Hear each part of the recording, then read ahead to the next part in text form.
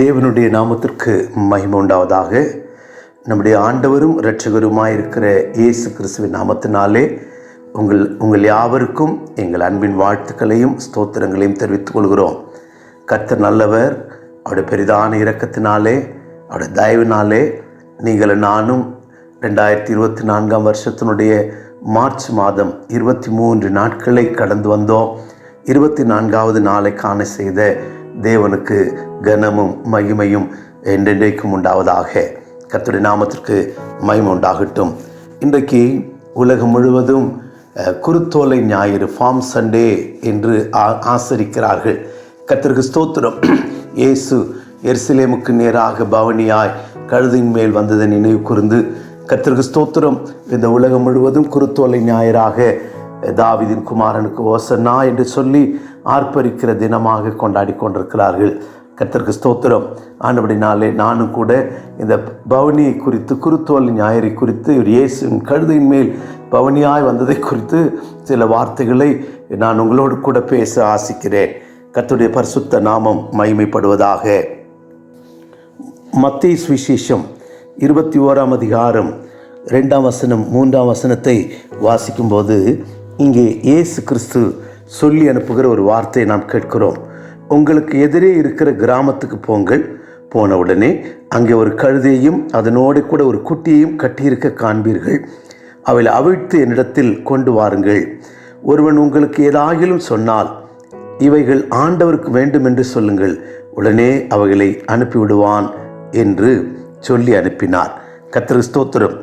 இன்று ஆண்டவருக்கு வேண்டும், ஆண்டவருக்கு வேண்டும். இந்த குருத்தோலை ஞாயிறுடைய பிரசங்கமாக இந்த கழுதை குறித்து கர்த்தருக்கு ஸ்தோத்திரம். கட்டியிருக்க கழுதையை அவிழ்த்து கொண்டு வாருங்கள்.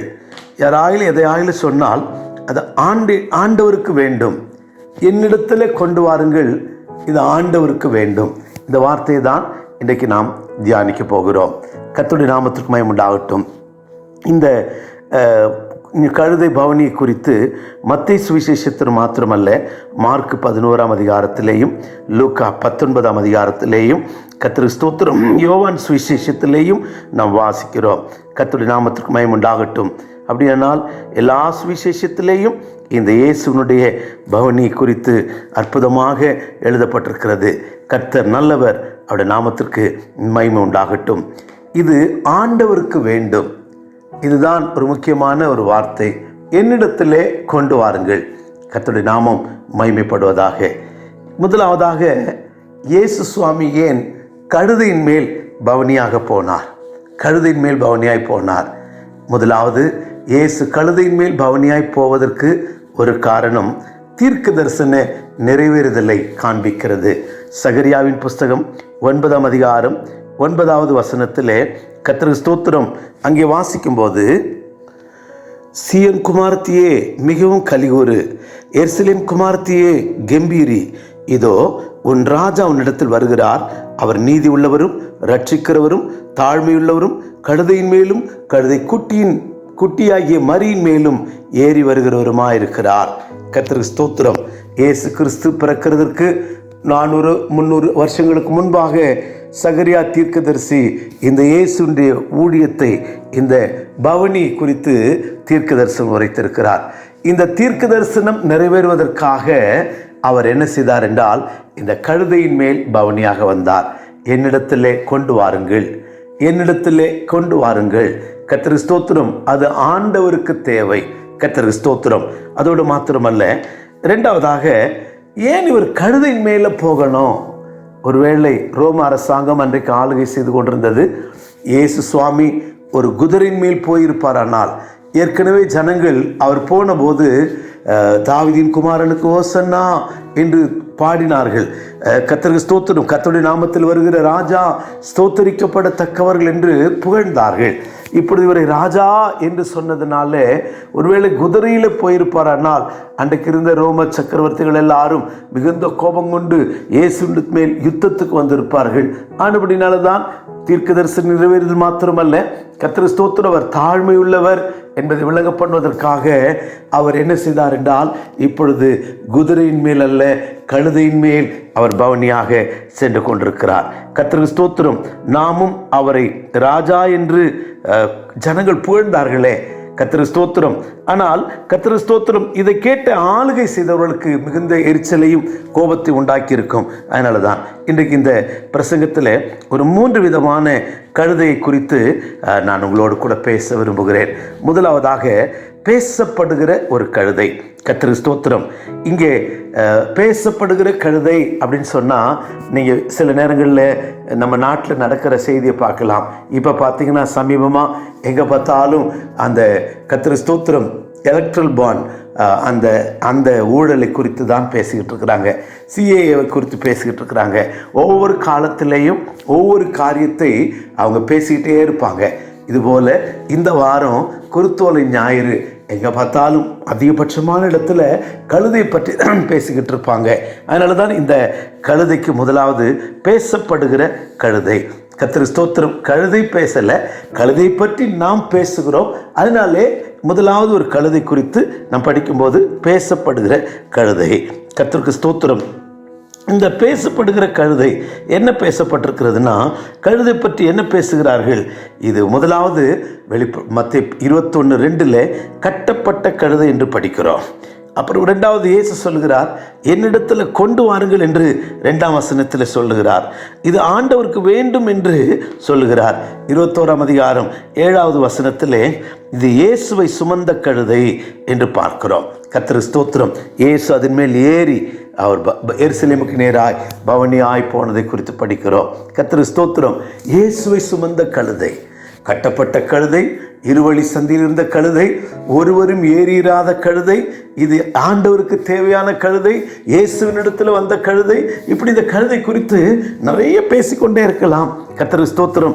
அதில் விசேஷமாய் சொல்லப்படுகிற ஒரு வார்த்தை என்னவென்றால், கர்த்தருக்கு ஸ்தோத்திரம், அந்த வசனத்தை நாம் வாசிக்கலாம். மத்தேயு 21ஆம் அதிகாரத்திலே நாம் படிக்கும்போது அது இயேசுவை சுமந்த கழுதை என்று நாம் படிக்கிறோம். கர்த்தருடைய நாமம் மகிமைப்படட்டும். 21ஆம் அதிகாரத்திலே 7ஆம் வசனத்திலே கழுதையையும் குட்டியையும் கொண்டு வந்து அவைகள் மேல் தங்கள் வஸ்திரங்களை போட்டு அவரை ஏற்றினார்கள். இதுவரைக்கும் இந்த கழுதை யாரே சுமந்ததில்லை. முதலாய் இயேசுவை, உலக மீட்பரை, இரட்சகரை, தாவீதின் குமாரனை சுமந்து கொண்டு போகிற ஒரு பெரிய பாக்கியம் இந்த கழுதைக்கு கிடைத்திருக்கிறது. பொதுவாக அந்த நாட்களில் கழுதை பொதி சுமக்கிறதுக்கும் பாரம் ஏற்றுவதற்கும் பயன்படுத்துவார்கள். பொதி சுமக்கிறதற்கும் பாரம் ஏற்றுவதற்கும் பயன்படுத்துவார்கள். கர்த்தருக்கு ஸ்தோத்திரம். இந்த கழுதையின் மேலே முதல் பாரமாக ஏற்றப்பட்டவர் யார் என்றால் இயேசு கிறிஸ்து. கர்த்தருக்கு ஸ்தோத்திரம். கட்டப்பட்டிருந்த கழுதை, இருவழி சந்தியில் இருந்த கழுதை, ஒருவரும் ஏறிராத கழுதை, ஆண்டவருக்கு தேவை என்று சொல்லி இயேசுவிடத்தில் வந்தபோது இயேசு இந்த கழுதையின் மேல் ஏற்றினார்கள். ஹல்லேலூயா, பிரைஸ் தி லார்ட். இயேசுவை சுமந்த கழுதை, இயேசுவை சுமந்த கழுதை என்று இந்த கழுதை குறித்து அன்றைக்கு எல்லாரும் பேசினார்கள். இன்றைக்கும் பிரசங்கமாக பேசுகிறார்கள். இதில் எனக்கு ஒரு சத்தியம் என்னவென்றால், கர்த்தருக்கு ஸ்தோத்திரம், கழுதை பார சுமக்க பயன்படுத்தப்படும், பொதி சுமக்க பயன்படுத்தப்படுகிறது சொன்னேன். ஆனால் கர்த்தருக்கு ஸ்தோத்திரம், இந்த கழுதை இயேசுவை சுமக்க காரணம் என்ன? நீங்கள் மார்க்கு சுவிசேஷம் 11ஆம் அதிகாரம் 2வது வசனத்தில் படிக்கும்போது, உங்களுக்கு எதிரே இருக்கிற கிராமத்துக்கு போங்கள், அதில் பிரவேசித்தவுடனே மனுஷர் ஒருவரும் ஒரு காலும் ஏறிராத ஒரு கழுதை குட்டி கட்டி இருக்க காண்பீர்கள், அதை அவிழ்த்து கொண்டு வாருங்கள். மனுஷன் ஒரு காலும் ஒரு மனுஷன் ஏறிராத, மனுஷர் ஒரு காலும் ஏறிராத கழுதை என்று சொல்லப்பட்டிருக்கிறது. இதில் எனக்கு கிடைத்த வெளிப்பாடு என்னவென்றால், கர்த்தருக்கு ஸ்தோத்திரம், இது பாரம் சுமக்கிற கழுதை. இந்த உலகத்தின் பாரத்தை இந்த கழுதை சுமக்கவே இல்லை. ஆனபடியால் தான் வானவர், விண்ணவர், கர்த்தருக்கு ஸ்தோத்திரம், உலக மீட்பர், உலக இரட்சகரை சுமக்கிற கழுதையாய் மாறிற்று. கர்த்தருடைய நாமத்துக்கு மகிமை உண்டாகட்டும். நாமும் கூட இயேசுவை சுமக்கிற கழுதையாய், நான் இயேசு என்மேல் இருக்கிற அனுபவம் உடையவனாய், இயேசுவை நான் சுமந்து கொண்டு போகிறவனாய் நான் காணப்பட வேண்டுமானால் என்னுடைய ஜீவியத்தில் உலக பாரம், அந்த வார்த்தை நான் மிகவும் சொல்லுகிறேன், ஒருவரும் ஒரு மனுஷரும் ஒரு காலும் ஏறிராத கழுதை, ஒருவரும் ஏறிராத, ஒரு காலம் ஏறிராத ஒரு கழுதை. இதுவரைக்கும் தன் மேலே எந்த பாரத்தையும் இந்த கழுதை அனுமதித்ததே இல்லை. எந்த பாரத்தையும் இந்த கழுதை அனுமதித்தே இல்லை. கர்த்தர் ஸ்தோத்திரம். அப்படியானால் முதலாய் யாரை இந்த கழுதை ஏற்றுக்கொண்டது, யாரை ஏற்றுக்கொண்டு போகிறது, யாரை சுமந்து கொண்டு போகிறது அப்படின்னு சொன்னா நம்முடைய ஆண்டவராகிய இயேசு கிறிஸ்துவை. உங்க மேலே என் மேலே கர்த்தர் ஸ்தோத்திரம் இயேசுவை சுமக்கிற மனுஷராய் மாற நாம் ஆசைப்படுகிறோமா?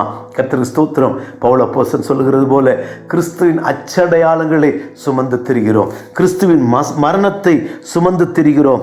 நிருபங்களிலே நாம் படிக்கும்போது பவுல் அப்போஸ்தலன் அழகாய் சொல்லுகிறார், கிறிஸ்துவின் அச்சடையாளங்களை சுமந்திருக்கிறோம் என்றும் இயேசுவை மரணத்தை சுமக்கிறோம் என்றும் பவுல் அப்போஸ்தலன் அழகாக எழுதி கொண்டிருக்கிறார். கர்த்தருடைய நாமத்திற்கு மகிமை உண்டாகட்டும்.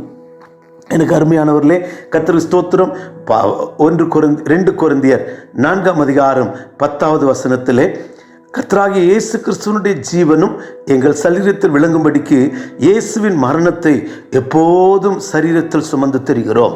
இயேசுவினுடைய மரணத்தை அப்போஸ்தலனாகிய பவுல் தன் சரீரத்திலே சுமந்து திரிகிறேன் என்று அவர் சொல்லுகிறார். கலாத்தியர் நிருபத்திலே நாம் படிக்கும்போது கர்த்தருக்கு ஸ்தோத்திரம் இயேசு கிறிஸ்துவை கர்த்தருக்கு ஸ்தோத்திரம் அவர் சுமந்து திரிகிறதை இங்கே கலாத்தியர் நிருபத்திலேயும் கர்த்தருக்கு ஸ்தோத்திரம் அழகாக சொல்லுகிறார். கர்த்தருடைய நல்ல நாமத்திற்கு மகிமை உண்டாவதாக. எவ்வளோ நல்ல பாக்கியம்! இயேசுவை சுமக்கிற மனுஷராய் மாற வேண்டுமானால் உலக பாரங்கள் உங்க மேல் என் மேல் இருக்கக்கூடாது. கலாத்தியர் 6ஆம் அதிகாரம் 17வது வசனத்திலும் கூட நாம் படிக்கும்போது, இனிமேல் ஒருவனும் எங்களுக்கு வருத்தம் உண்டாக்காதிருப்பானாக, கர்த்தராகிய இயேசு கிறிஸ்துவினுடைய அச்சடையாளங்களை நான் என் சரீரத்திலே தரித்து கொண்டிருக்கிறேன். கர்த்தருக்கு ஸ்தோத்திரம். கிறிஸ்துவனுடைய அச்சடையாளங்களையும் கிறிஸ்துவனுடைய மரணத்தையும் சுமந்து திரிகிற மனுஷராய். பவுலை குறித்து இன்னும் சொல்லுவேமானால் இயேசுவினுடைய கர்த்தருக்கு ஸ்தோத்திரம் வல்லமையை சுமந்து திரிகிற மனுஷராய். அவர் உருமால்களை போட்டபோது வல்லமை புறப்பட்டது, பார்வையிலே பிசாசு அலறி ஓடினான். கர்த்தருக்கு ஸ்தோத்திரம். அப்படியானால் கர்த்தருக்கு ஸ்தோத்திரம் இயேசுவை வல்லமையையும் இயேசுவின் மரணத்தையும் இயேசுவின் அச்சடையாளங்களை சுமந்து திரிகிற ஒரு பரிசுத்த பவுல் கர்த்தருக்கு ஸ்தோத்திரம் அவிதமாய் ஜீவித்தார். நீங்களும் நானும் கூட இந்த பவனி இந்த குருத்தோலை ஞாயிறிலே ஆண்டவரே உம்மை சுமக்கிற மனுஷனாய், கிறிஸ்துவின் பாரத்தை சுமக்கிற மனுஷனாய் என்னை மாற்றும் ஆண்டவரே. கர்த்தருக்கு ஸ்தோத்திரம். உலக பாரம் வேண்டாம், உலக கவலை வேண்டாம். கர்த்தருடைய நாமத்திற்கு மகிமை உண்டாகட்டும். பவுல் இயேசு கிறிஸ்து இந்த பூமியிலே ஜீவித்த போது லூக்கா 21ஆம் அதிகாரம் 34ஆம் வசனத்திலே இயேசு சொன்னபோது, லௌகீக கவலை நமக்கு வேண்டாம், பெருந்திண்டின உங்களுடைய இருதயம் பெருந்திண்டினாலும் லௌகீக கவலையினாலும் பாரமடையாதபடிக்கு எச்சரிக்கையாக இருங்கள் சொன்னார். இருதயம் பெருந்திண்டினாலும் வெறியினாலும் லௌகீக கவலை பாரம் அடையக்கூடாதாம். அப்படி என்னால் எண்ணத்தை உண்போம், எண்ணத்தை உடுப்போம், எண்ணத்தை புசிப்போம், இந்த பாரம் நமக்கு வேண்டாம். கர்த்தருடைய நாமத்துக்கு மகிமை உண்டாகட்டும். நம்முடைய பாரங்களை மரியாதை குறித்து சொல்லும்போது லூக்கா 10ஆம் அதிகாரம் 41ஆம் வசனத்தை படிக்கிறது. மார்த்தாளை குறித்து சொல்லப்பட்டிருக்கிறது. அநேக காரியங்களை குறித்து நீ கவலைப்பட்டு கலங்குகிறாய். தேவையானது ஒன்றே, தேவையானது ஒன்றே. இன்றைக்கு நாம் எப்படிப்பட்ட பாரங்களை சுமக்கிற மனுஷராக இருக்கிறோம்? கர்த்தருடைய நாமத்துக்கு மகிமை உண்டாகட்டும். மார்த்தாளை போல உலக காரியங்களை கவலைப்படுகிறோமா? கர்த்தருக்கு ஸ்தோத்திரம். இல்லாவிட்டால் லௌகீக கவலை, உலக கவலை நம்மை வருத்துகிறதா? சவுல், கீசின் குமாரனாகிய சவுல் காணாமல் போன கழுதை குறித்து கவலைப்படுகிறவனா இருந்தான்.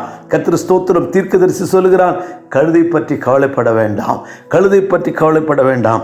இன்றைக்கு கழுதை போல வேலையை தேடி தேடி என்ன வேலை கிடைக்கும், எங்கே போவது, என்ன செய்வது?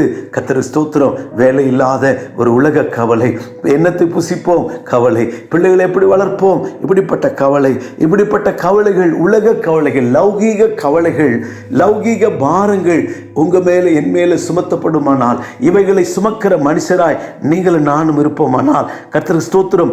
ஐயோ, உங்க மேலே என் மேலே கிறிஸ்துவின் பாரம், கிறிஸ்து நம்மேல் அமர்த்தப்பட முடியாது. கிறிஸ்துவை சுமக்கிற மனுஷராய் நாம் மாற முடியாது.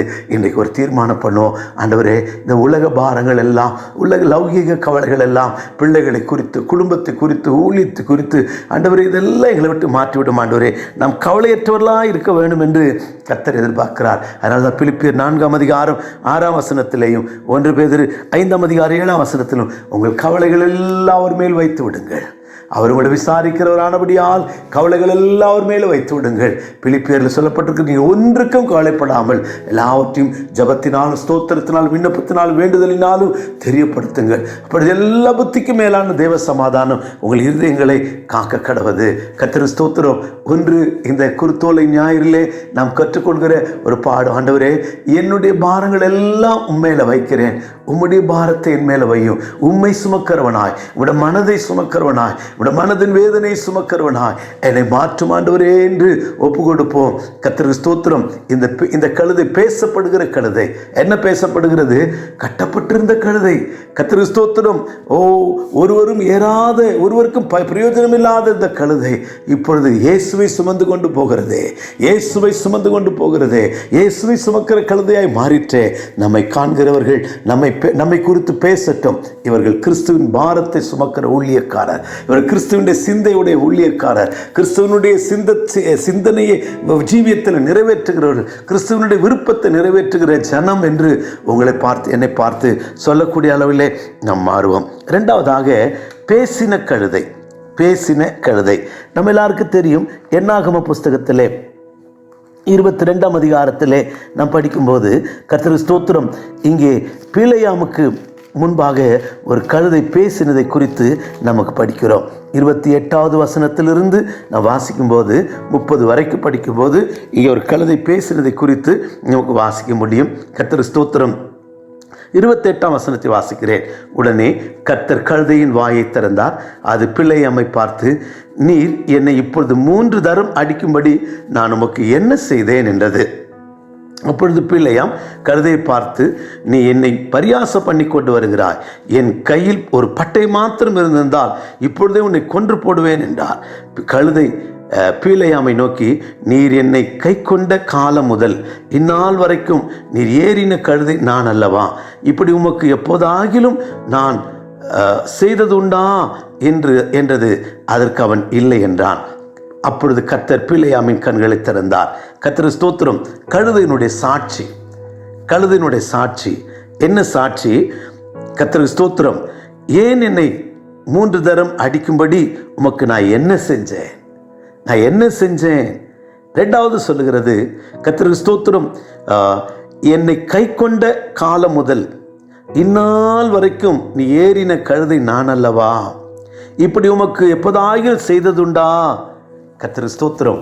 உனக்கு இதுவரைக்கும் நீ என்னை ஏற்றுக்கொண்ட, என் மேல் ஏறின நாள் முதற்கொண்டு உம்மை சுமந்து கொண்டே இருக்கிறேனே, இப்படி போல என்னைக்காலும் ஒரு நாள் உனக்கு செய்ததுண்டா?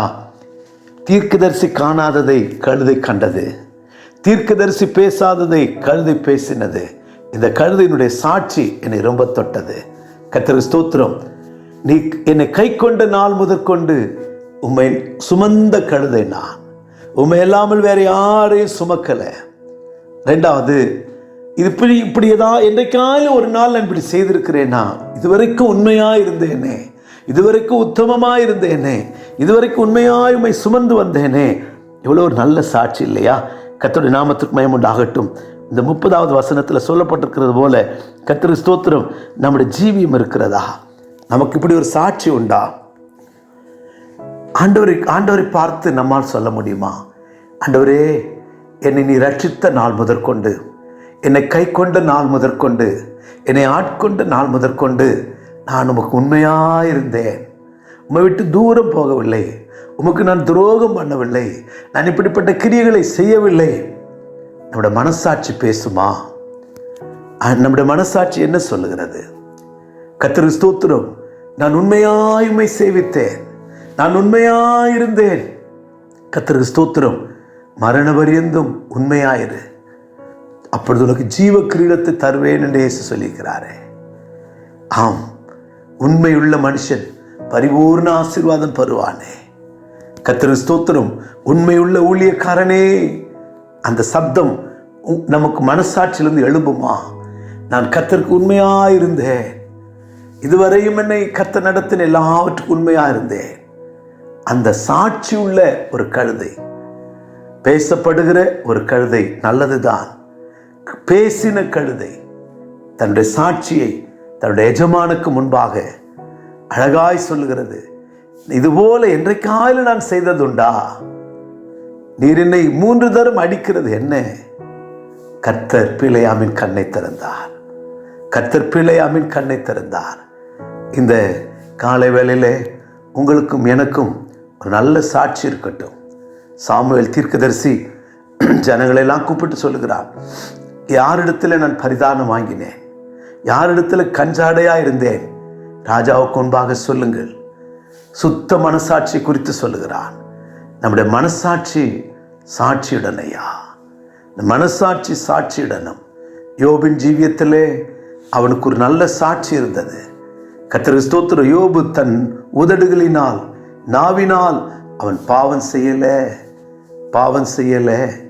சாட்சி. கர்த்தருக்கு ஸ்தோத்திரம்.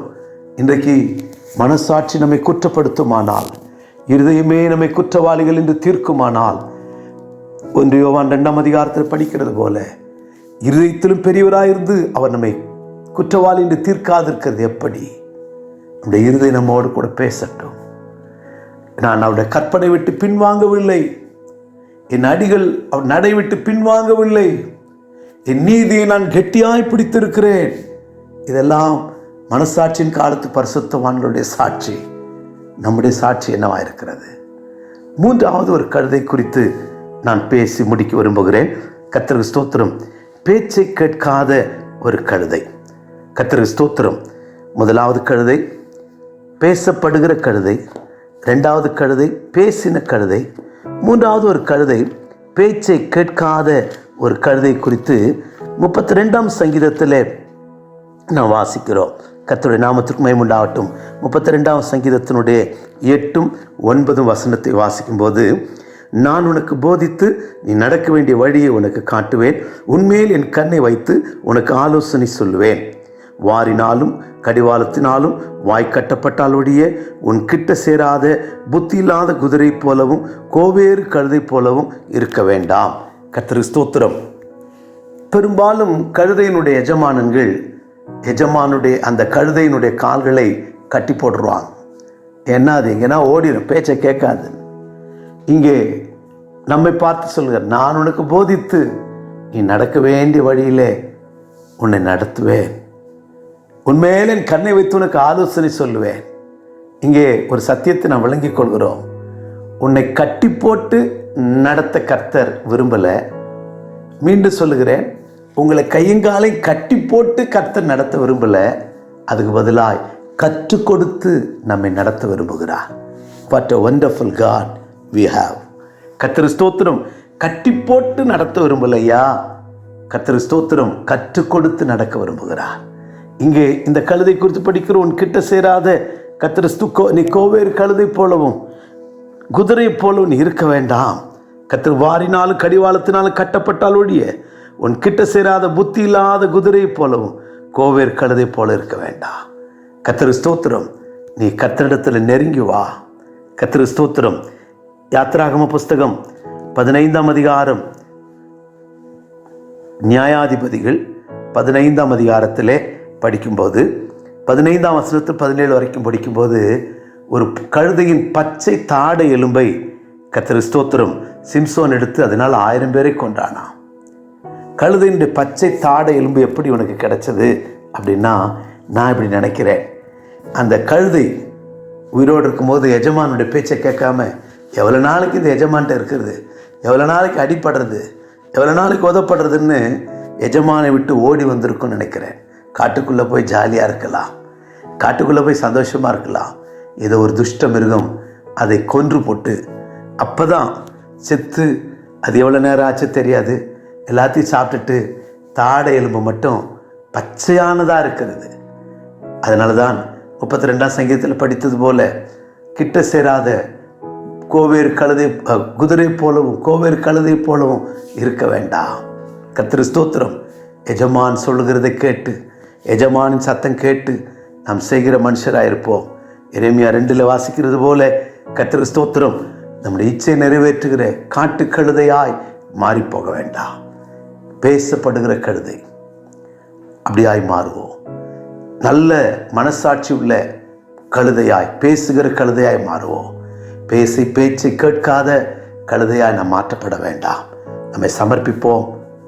ஆண்டவரை சுமக்குகிற ஆண்டவரை உலக கவலைகளால் கட்டப்படாமல் நாம் தேவன் மேல் பாரமுள்ளவர்களாக இருக்க அனுக்கிரக செய்வாராக. நல்ல ஆண்டவரே, நன்றியோடு ஸ்தோத்தரிக்கிறோம். நாங்கள் ஒரு வாரம் எங்களுக்கு கிருபையாய் தந்திருக்கிறீர்.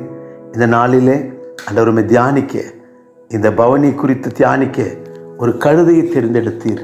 ஆண்டவரே, நாங்கள் ஆண்டவரே ஒருவரும் ஏறிராத, ஒரு காலம் ஏறிராத ஆண்டவர் உலக பாரம் இல்லாத இயேசுவை சுமக்கிற கழுதையாய், பேசப்படுகிற கழுதையாய், இரண்டாவதாக நல்ல இருதயத்தை மனசாட்சியிலே பேசுகிற கழுதைகளாய், ஆண்டவரே பேச்சை கேட்காத கழுதையா அல்ல. ஆண்டவரே, நாங்கள் ஜீவிக்க உதவி செய்யும். உம்மை சுமக்க, உம்முடைய வல்லமையை சுமக்க, உம்முடைய கிருபைகளை சுமக்க, உம்முடைய அச்சடையாளங்களை சுமக்க, உம்முடைய மரணத்தை சுமக்கிற கழுதையாய்களை மாற்றும். ஆண்டவரே, நாங்கள் மனசாட்சியில் உண்மை உள்ளவர்களாக இருந்து உம்மை குறித்து பேசுகிற, எங்களை நடத்துகிற விதத்தை நினைத்து பேசுகிற சாட்சியுடையவர்களாக இருக்க எங்களுக்கு உதவி செய்யும். எங்களை நடத்து சுவாமி. கிருபைகளால் எங்களை மூடும், எங்களை ஆசீர்வதியும். இயேசு நாமத்தில் ஜெபிக்கிறோம் நல்ல பிதாவே. ஆமென், ஆமென். கர்த்தர் உங்களை ஆசீர்வதிப்பாராக. Praise the Lord.